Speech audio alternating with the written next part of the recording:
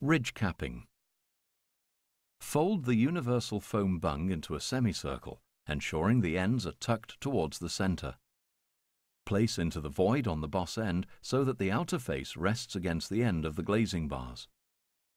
Using the silicone provided, run a continuous bead around the joint between the foam bung and the glazing bar top caps.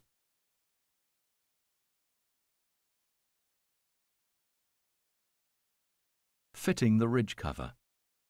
When fitting the ridge cover, first slot the holding down bolts into the groove on the underneath of the external ridge capping. Then attach the boss end foam trim around the perimeter of the underside of the boss end cover. Remove the adhesive tape and press firmly onto the underside of the capping.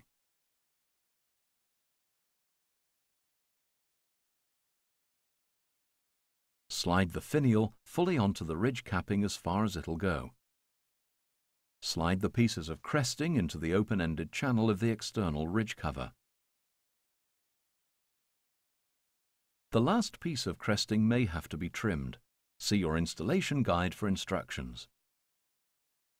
Lift the ridge capping assembly onto the top of the ridge assembly and push down so that it locates on the prongs of the ridge center. Slide the rectangular washer up the holding down bolts until it touches the ridge wings and finger tighten the nylon nut onto the holding down bolts to make the external ridge capping secure.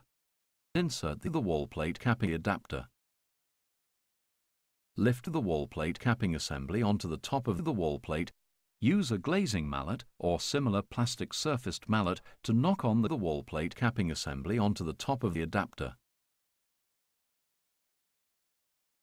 For further detailed instructions on the wall plate capping assembly, please refer to the installation guide. Apply a bead of silicone around the edge of the quarter boss cover cap and attach to the end of the wall plate capping assembly.